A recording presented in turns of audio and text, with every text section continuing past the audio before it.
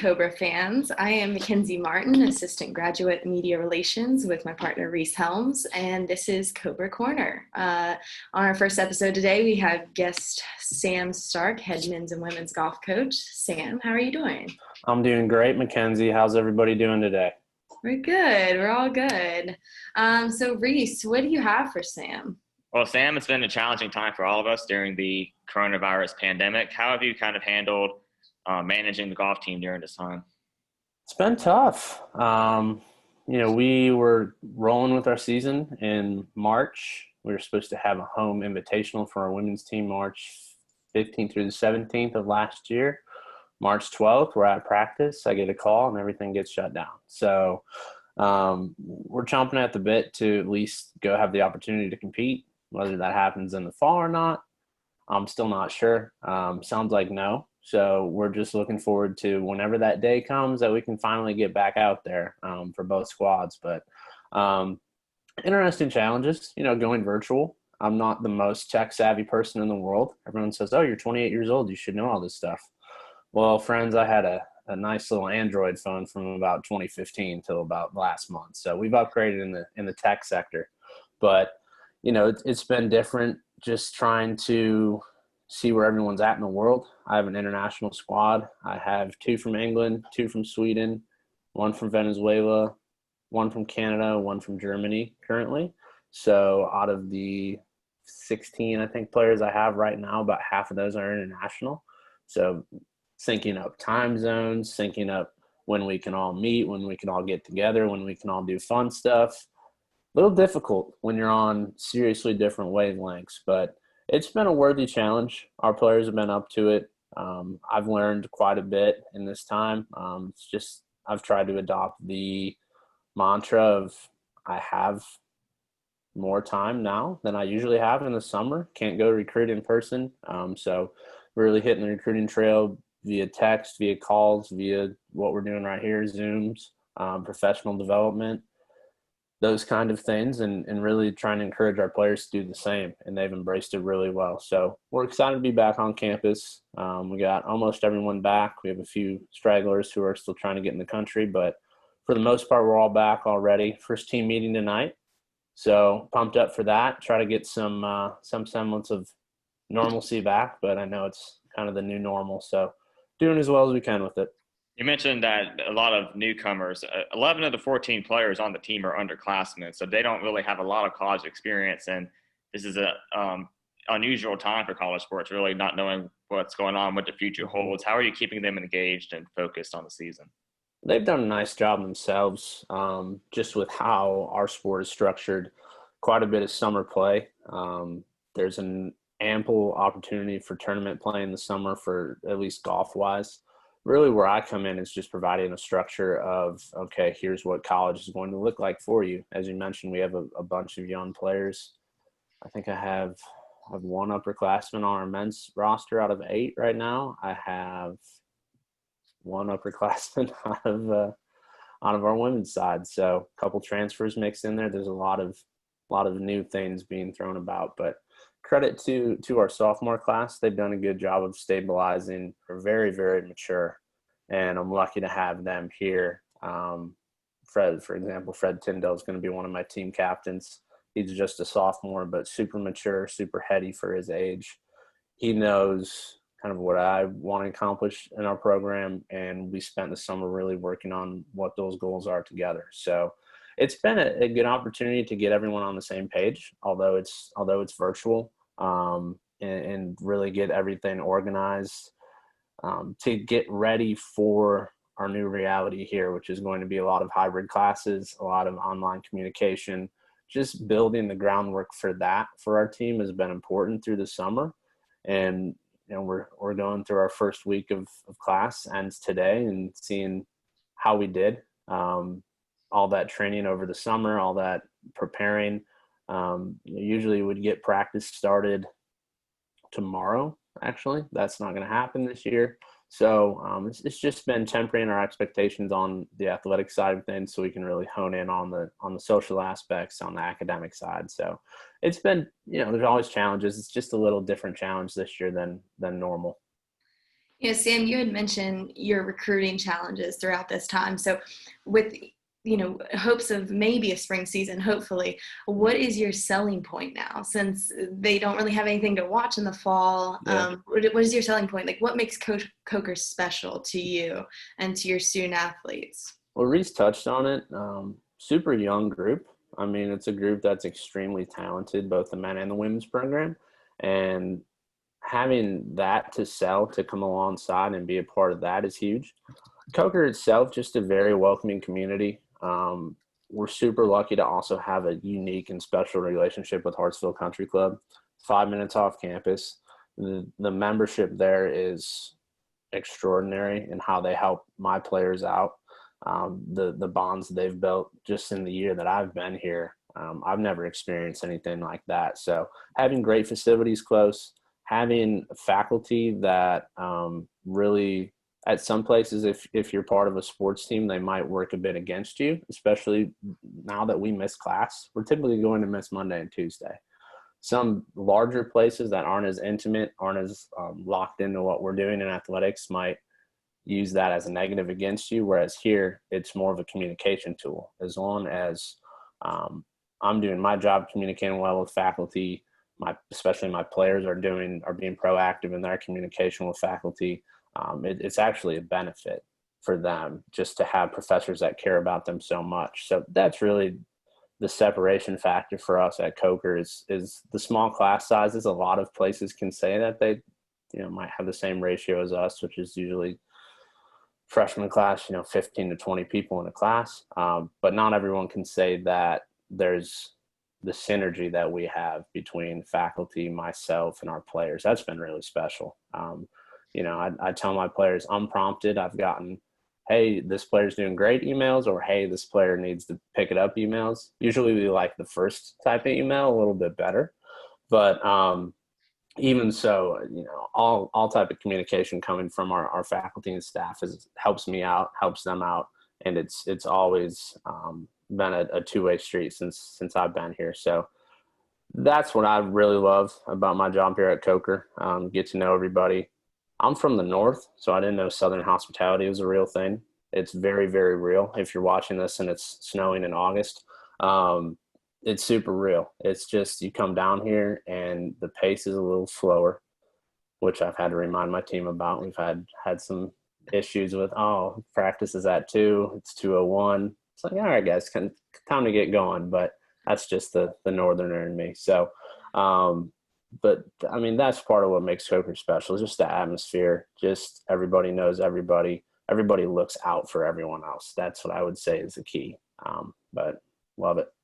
You mentioned being up north. You, in your college career, you won a championship at Ferris State University on the golf team. Oh, boy, Reece. Don't start bragging about me. I'm throwing you back here to your college days. So basically, you're coming into your second year here at Coker. Your first year obviously got cut short, and as you mentioned, you have a young team. What qualities did your championship team at Ferris State had that you're kind of trying to implement here at Coker? Well, part of that, we got to grow up a little bit because that team had 3 seniors in our starting lineup. We won't have a senior in our starting lineup just because of how our lineup looks. We don't have seniors. Let me look at my cheat sheet over here on my roster. I have 1 junior on the men's side, like I said, 1 junior on the women's side. So it's a lot of growing up, but the pieces are there to do what we did at Ferris. That was my very first year in college. That was my freshman year. I actually took a redshirt year that year, so I learned a lot, sat back from, kind of watched those guys go win a GLIAC championship. And really what they did is they were super confident going into a tournament. And golf's an odd game where, we don't have – we have practice rounds, but a lot of that preparation is done here on campus at the golf course, mapping the course out before you get there. It's all the little things that build up to actually going out and executing and playing good golf. And we have the raw ability to go do that. The stat I like to bring up to my men's team that kind of makes them mad is we played a tournament up in North Carolina last fall, and we led the field in birdies over the 3 rounds by like 12 birdies total. It was ridiculous. 49 birdies I think they made. And we were playing with a team that wasn't quite as talented, and my guys the next week in the weight room were saying, oh, that other team wasn't very good, blah, blah, blah. You go back and look at the field. We did lead the field in birdies. We're second to last in pars. The only team that was lower than us, the team we're making fun of. So, it was a humbling moment for our guys that they have the raw ability to go out there and do special things. But where's that maturity level going to be? Where are we going to fall in love with doing the little things that it's going to take to win golf tournaments? Because that's what that team at Ferris did. That's what, I've coached really good teams at the University of Indianapolis who've won some tournaments.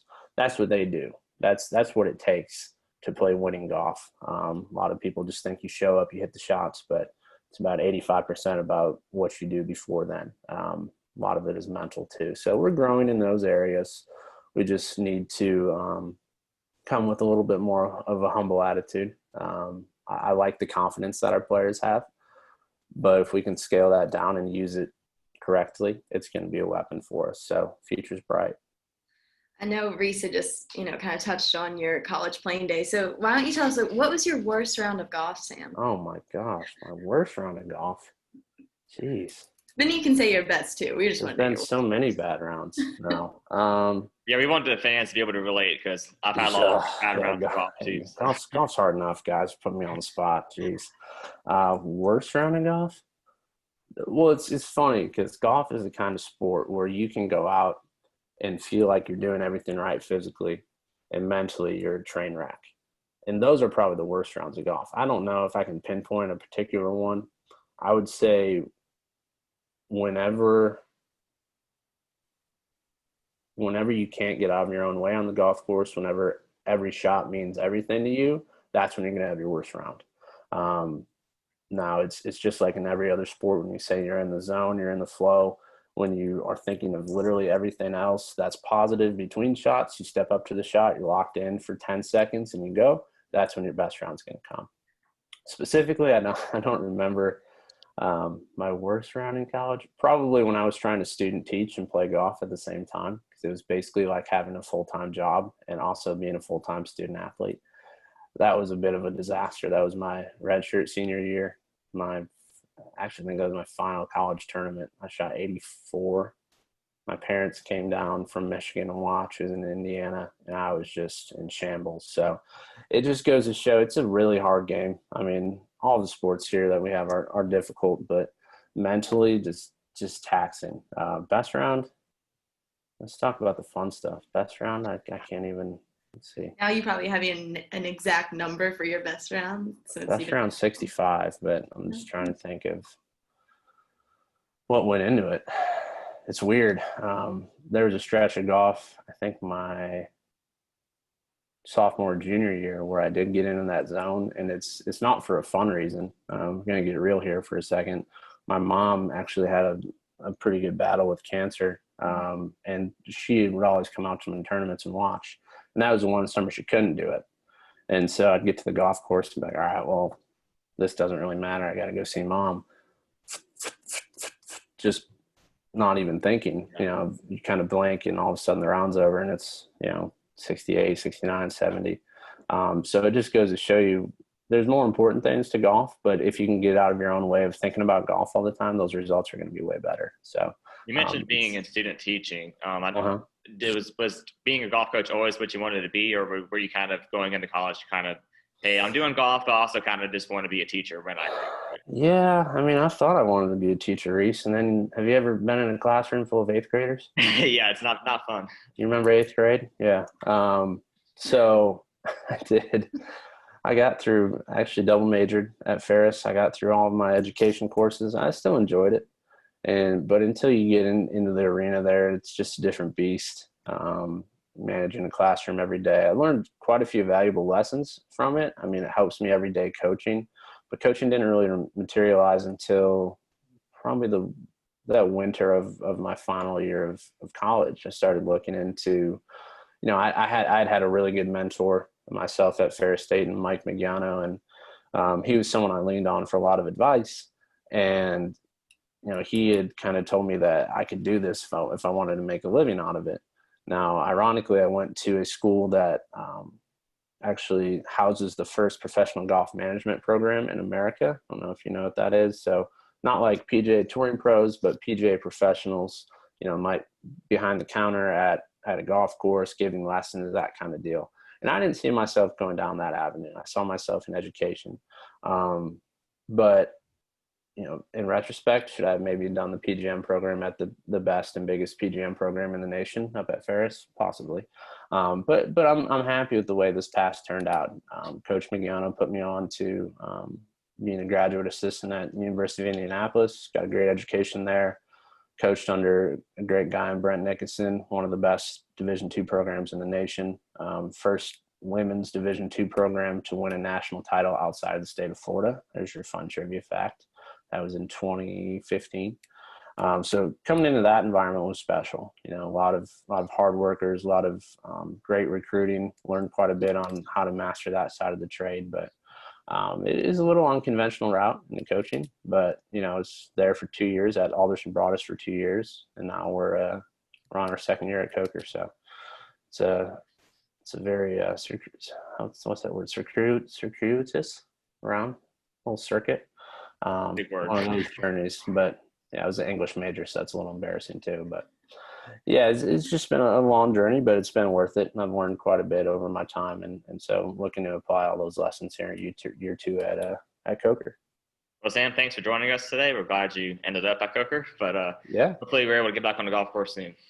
I hope so, man. We can get out there. It's just a matter of playing tournaments, but like we said, we'll have to get creative, and maybe we'll get a little staff golf outing together, put some footage together. All right, we'll hand out some lessons. We'll get better. Well, I mean, I got a bunch of trophies sitting right here, Reece, from our tournament. That was supposed money would to be happen. on you winning that tournament, so at least I would. So. Well, I'm not going to play. I'm not going to play. No, I'm not going to play. I got to enjoy myself, sit back and watch. It's like when Mykenzie watches me play basketball, she probably laughs a little bit. You be the commentator. You're the voice of Cobra basketball. So yeah, that's been fun too. So hopefully, we have our own season, but hopefully Coach Merrill can get another crack at it here in January. That'd be fun to commentate all that stuff. But staff golf outing soon. I'll expect to see both of you there. Yeah, for sure, we'll be there. All right. Well, we hope to see you there. Thank you so much for joining us on our first episode of Cobra Corner. Yeah, you're welcome.